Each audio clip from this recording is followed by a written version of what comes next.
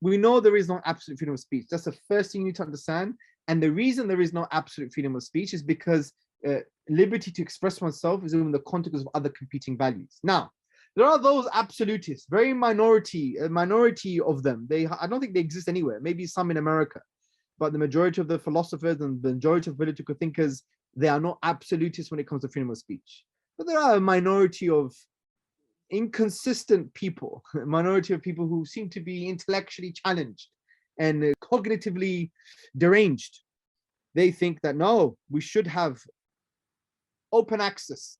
We should open the door to any type of defamation, any type of degradation and insult. We could say whatever we want, irrespective of the consequences, irrespective of any other values, because if you don't allow that, it can lead to tyranny.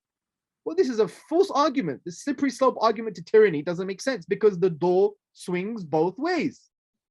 Because if you say there are no restrictions at all to expressing oneself, then you could argue where it can lead to anarchy, lead to chaos.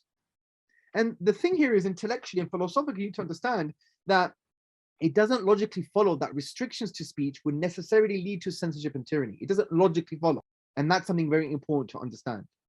And it doesn't logically follow that making some restrictions to speech because of other competing values is going to go against the very objectives of freedom of speech, which is truth, accountability, and progress. So we have to make restrictions. And David Van Mill, he mentions this in the same essay in the Stanford Encyclopedia of Philosophy. He says, those who support the slippery slope argument tend to make the claim that the inevitable consequence of limiting speech is a slide into censorship and tyranny.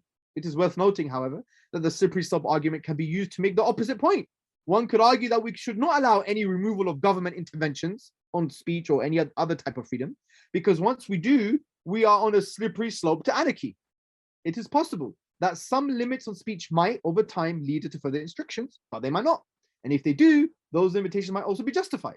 The main point is that once we abandon the incoherent position that there should be no limits on speech, we have to make controversial decisions about what can and cannot be expressed. This comes along with the territory of living together in communities.